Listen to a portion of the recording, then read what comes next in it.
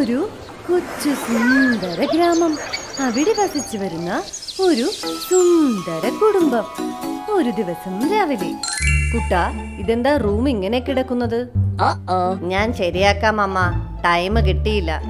തിന്നാൻ സമയം കിട്ടുന്നുണ്ടല്ലോ കുട്ടാ. അല്ല അമ്മ, ഉറപ്പായും ഞാൻ വൃത്തിയാക്കാം.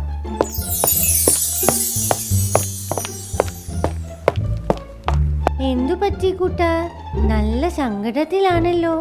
ഈ അമ്മ എപ്പോഴും വഴക്ക് പറയുന്നു, എനിക്ക് മടുത്തു. ഇവിടെ സംസാരിച്ചു നിൽക്കാൻ നിനക്ക് സമയമുണ്ടല്ലോ. എന്നാൽ ഈ നേരം പോയി നിന്റെ റൂം ക്ലീൻ ചെയ്തൂടെ കുട്ടാ? ശരിയമ്മ, ഞാൻ ഇപ്പൊ തന്നെ പോയി ക്ലീൻ ചെയ്യാം.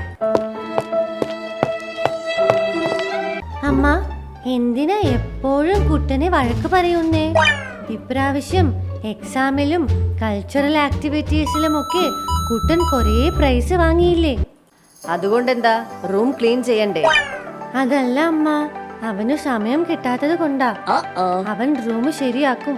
നീ എന്താ അവനെ സപ്പോർട്ട് ചെയ്യാണോ? അല്ല അമ്മ, അവൻ മിടുക്കനാണ്. അമ്മ എപ്പോഴും ഇങ്ങനെ വഴക്ക് പറയല്ലേ, അവന് മടുക്കും.